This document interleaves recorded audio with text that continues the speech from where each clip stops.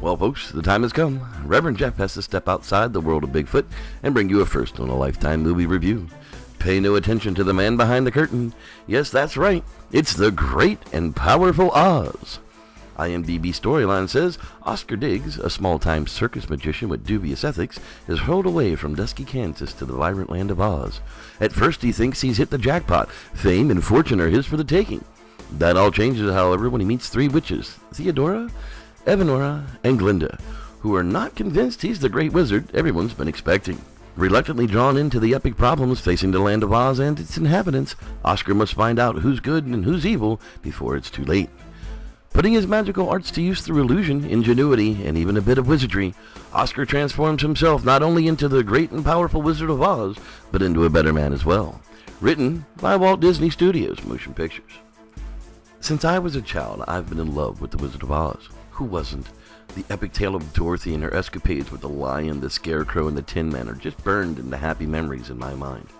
There are many ways that this fantasy could be improved upon, and I must say that the Oz, the Great and Powerful, has done just that. The epic tale of Oz is once again unleashed in a visual 3D experience brought to us by Disney Studios in all of its technical glory. Hang on tight, folks. It's about to become an interesting ride. I just returned from watching the Oz, the Great and Powerful, and what can I say? It's total awesomeness. From the very moment the film opens, you get a fully respectful homage to the original film. From the opening credits being in 9x4 and black and white, yet still being in all its 3D glory, the movie was just visually stunning from the very moment it starts. We first get introduced to Oz the Magician, a somewhat likable guy that, well, likes his ladies like he likes his con mark, new and often. This leads to his inevitable escape from danger, only to land himself right in the middle of the plot. For those not familiar with the movie, well, get off your butt and go see it right now. Yep, not here to ruin a review with spoilers. Nope, I'm here to tell you to get out to your favorite movie house and pay the entry fee. You won't be disappointed, I promise. First off, the magical transition from 9x4 black and white to full widescreen 16:9 in full color, just at the moment of land as Oz is revealed to the wizard, makes it for just a perfect explosion of feelings in the heart. It pulls you right back to the very first time you saw the colored version of The Wizard of Oz back in the 1970s. That feeling of being a kid again when magic was real and good triumphed over evil. Our anti-hero gets dropped right in the middle of trouble in the land of Oz, and right away, much like the original film, he finds himself a companion to confide in and learns of the mystical prophecy that surrounds him. This was exactly the movie I was hoping it would be.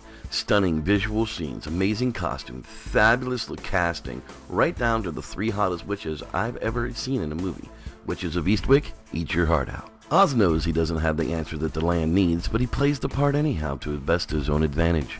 Before long, his companions grow to include the most darling little China doll that tugs at your heartstrings from the moment she enters the film. Along with Finley the flying monkey repaying his life debt to Oz, and depending on the moment, one of those steaming hot witches I mentioned earlier find themselves in all of the trouble they could ever ask for or ever find their way out of. The plot thickens, as they say, throughout the entire movie, and not 1 second did I even consider leaving my chair. For that matter, I didn't even consider blinking in hopes to not even miss one stunning moment of the movie. It could have gone on for 3 more hours as far as I was concerned, but it had to end at some point.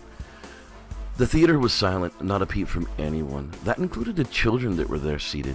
Not a person moved from a seat, not a move was made to complain, not even for 1 second. I even sat through every last second of the credits until the lights came up and the music began to play to be sure that I didn't miss 1 second of a hidden scene or a future look at what may be planned next. So, Reverend Jeff, tell us how you really feel.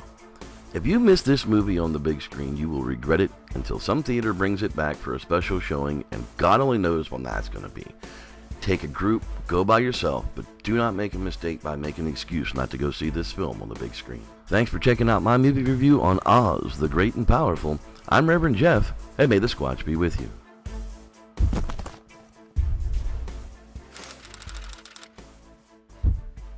Team Taser approved!